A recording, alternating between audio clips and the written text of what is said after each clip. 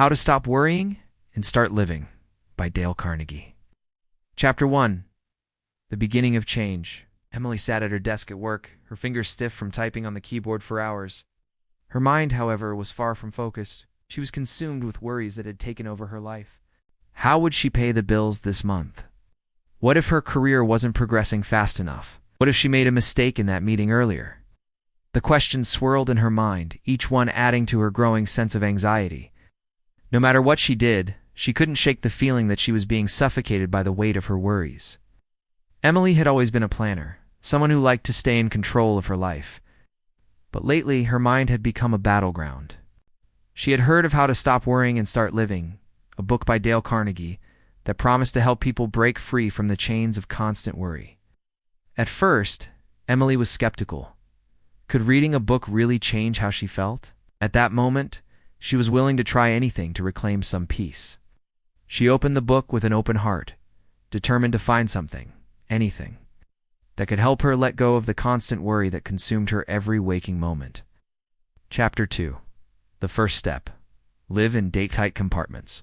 Carnegie explained that one of the primary reasons people worry is that they allow themselves to dwell on the past and future, things they have no control over. Instead of living in the present, people often spiral into anxiety over what has happened or what might happen. Emily paused as she read those words. Live in date-tight compartments. She had never really considered how much energy she wasted thinking about things that were out of her control.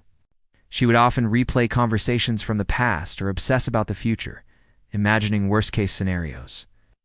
The result was constant stress, and it was affecting her work and relationships. Carnegie's advice was to focus only on today. Make today the best it can be, and deal with tomorrow's worries when they actually arrived. Emily was intrigued. Could it really be that simple? Determined to give it a try, Emily decided to focus on the present moment. The next time a worry popped into her head, she immediately reminded herself, I am living in today. Tomorrow can wait. At first, it felt difficult to silence her worries, but with time, she started to notice a difference. Her mind felt less cluttered, and she became more focused and productive at work. Chapter 3. The Power of Action. Do the best you can and leave the rest. Emily's next lesson came when she read about the importance of taking action. Carnegie explained that people often worry because they feel helpless or stuck. The fear of failure or not being good enough holds them back. But in reality, action is the antidote to worry. When we act, we take control of the situation, and the act of doing something, anything, can alleviate fear. Emily thought back to the times when she felt paralyzed by worry, especially regarding her career. She had been avoiding certain tasks out of fear that they wouldn't go well. Instead of taking action, she would spin in circles, getting more stressed by the minute. What if this project failed? What if her boss was disappointed in her? But Carnegie's advice was simple. Take action, no matter how small. If the outcome wasn't perfect, at least she could say she had tried her best. With this newfound mindset, Emily set out to tackle her work one step at a time, making a conscious decision to stop letting the fear of failure control her actions. She wasn't perfect, but she was making progress, and that made all the difference. Chapter 4. The Magic of Accepting the Worst. What's the worst that could happen? One day, Emily read a chapter that made her feel both liberated and a bit anxious. What's the worst that could happen? Carnegie shared a technique that many successful people use to manage worry. They imagine the worst-case scenario and come to terms with it. Once they accepted that, the fear of the unknown lost its power over them. Emily's mind immediately went to the worst-case scenario she had been obsessing about. What if she lost her job? It seemed like a nightmare, but when she asked herself the question, what's the worst that could happen? She realized something surprising. The worst that could happen wasn't as bad as she had imagined. Yes, it would be difficult, but she would find another job. She had savings. She had a support system of friends and family. The worst-case scenario wasn't the end of the world. Carnegie's point was clear. Worrying about the future didn't change anything. By accepting the possibility of failure or hardship, you could release the grip that worry had on you. Emily felt a sense of relief as she thought about this. The fear of losing her job, which had been paralyzing her for so long, was no longer as frightening when she allowed herself to accept it as a potential reality. Chapter 5. The Importance of Gratitude. Counting Your Blessings. As Emily continued her journey through the book, she encountered a chapter that shifted her perspective entirely: the power of gratitude. Carnegie suggested that one of the most effective ways to combat worry was by focusing on what we are grateful for, rather than what we are afraid of losing.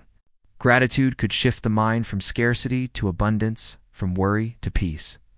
Emily was amazed at how quickly this simple concept changed her outlook. She realized that she had been so focused on what she didn't have: career advancement, financial security, peace of mind, that she had forgotten to appreciate the things she did have. She had a supportive family, friends who cared about her, a comfortable home, and a steady job. Most importantly, she was alive and healthy. All of these things were blessings. Each night, Emily made a habit of writing down 3 things she was grateful for. It wasn't long before she noticed a shift in her mindset. Her worries seemed less overwhelming, and she started to see her life through a more positive lens. Gratitude, she realized, had the power to replace fear with contentment. Chapter 6. The Power of a Positive Mindset. Cultivating Optimism. As the weeks passed, Emily found herself becoming more and more invested in Carnegie's teachings. One of the key themes of the book was the importance of maintaining a positive mindset. Carnegie argued that the way we view the world, whether we choose to see it as a place of opportunity or a place of danger, directly influences our experience. A positive mindset, filled with hope and possibility, could transform even the toughest of situations. Emily had always considered herself a realist, but as she reflected on her life, she realized that her realism often tipped into negativity. She would assume the worst outcome, which only heightened her stress and worry. But Carnegie encouraged her to flip that script, to focus on what could go right instead of what could go wrong. Emily started small, choosing to replace negative thoughts with optimistic ones. Instead of thinking, "I'm going to fail at this project," she told herself, "I'm going to give it my best effort, and I will learn something valuable along the way." It felt awkward at first, but over time she noticed a significant change. She felt lighter, more energized, and less consumed by anxiety. The more she practiced positivity, the more natural it became. Chapter 7. Living a Life of Service. Helping others as a way to overcome worry. One of the most powerful lessons Emily learned from Carnegie was the importance of living a life of service to others. When we focus on helping others, we shift our attention away from our own worries and anxieties.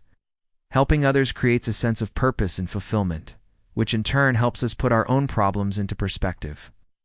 Emily decided to volunteer at a local food bank, offering her time to help those who were struggling. It wasn't a big commitment, but it made a huge difference in how she felt. Every time she volunteered, she felt a sense of connection and meaning. It wasn't just about the food she was giving out. It was about showing kindness and support to those who needed it. By helping others, Emily discovered that her worries didn't matter as much. There were always people facing more significant challenges, and by shifting her focus to others, she found a sense of peace and purpose that diminished her own anxieties. Chapter 8. A New Perspective. Emily's Transformation. Months passed, and Emily continued to practice the principles she had learned from How to Stop Worrying and Start Living. She no longer felt like a prisoner of her worries. The techniques she had learned, living in day-tight compartments, taking action, accepting the worst-case scenario, practicing gratitude, and focusing on positivity, had transformed her life. Emily's career had improved. She had stopped obsessing over every little detail and started focusing on the process instead of the outcome. Her relationships with friends and family were better, as she had learned to let go of unnecessary fears and be more present with them. Most importantly, Emily felt a sense of peace and freedom that had been missing from her life for far too long. She realized that worry would always be a part of life. There would be difficult moments, uncertain times, and challenges to face. But with the tools she had gained from Carnegie's book, she knew she could handle whatever came her way. By choosing to live in the present, focus on positive action, and embrace a life of service and gratitude, she had transformed her life, and in doing so, she had learned to live fully and worry less. She had learned to stop worrying and start living, and her life had never been more fulfilling.